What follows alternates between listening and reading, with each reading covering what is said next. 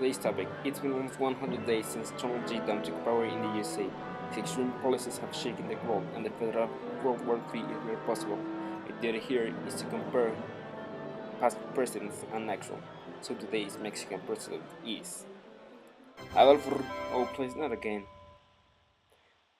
Adolfo Ruiz Cortines. Hi, my name is Ricardo, and today I'm comparing Presidents Ruiz Cortines and Donald J. Trump. Different countries, different time, but same old issues: migration, trade, international relationships, and of course, security. I would like to start with Adolfo Ruiz Cortines rather than, Trump. The worst trade deal ever made by any country. Okay, whatever. As I was saying, Adolfo Ruiz Cortines used to be Mexico's president almost through all the 50th decade, precisely from 1952 to 1958, a period of constant changes and difficulties for Mexican-US relationship, especially in migration. That will be this video main topic. First, this was the US President Dwight Eisenhower, and his relationship with Mexico was a little particular. But before starting with them, some background. It was 1942, and Presidents Manuel Ávila Camacho and Franklin D. Roosevelt signed such an important program for both countries that it would have lasted all over to 1964. Of course, with its difficulties, but still was good enough. It was named Mexican Labor Program, also known as Programa Bracero. The purpose of this program was basically the exchange of workers from Mexico to US legally, and it is said to help over 4.1 million Mexican workers. The reason why it was created was the need of hand labor due to World War II. Perhaps this program had good and bad things, for example, immigrants, the need of workers in both countries, uh, and of course racism. Can you behave? But of course, the words or the climax was during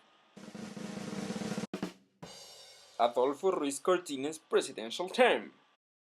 Besides all problems Programa Basero could represent, the Operation Wetback then began.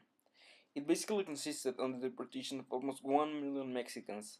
The person in charge of this was Joseph Swing, director of the Immigration and Naturalization Service, INS.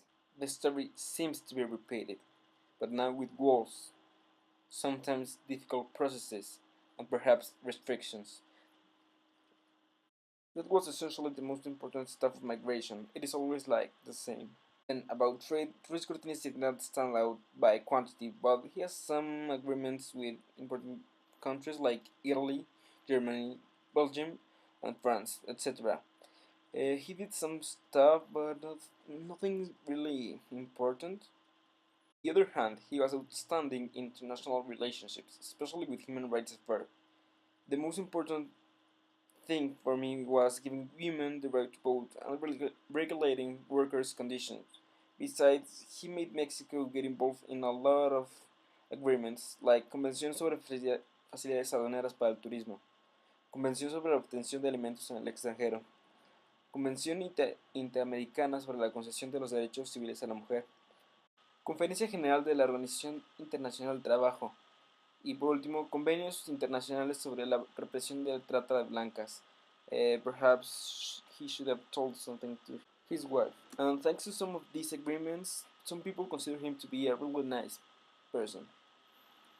And finally, there is security. The situation was really boring. Nothing really happened to Mexico. No high insecurity rates or nor international threats, and not so much. Okay, so I'm Ricardo. I think that being a president is really difficult, so no one should be president. Unfortunately, we are seeing a lot of people trying to be something that they are not able to, like Trump. Maybe he's a great businessman, but he's not so good in politics. Or Tres Cortines, I'm not going to say that he was a bad president, but his presidential term was kind of boring.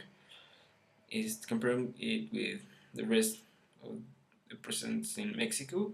So yeah, that's everything.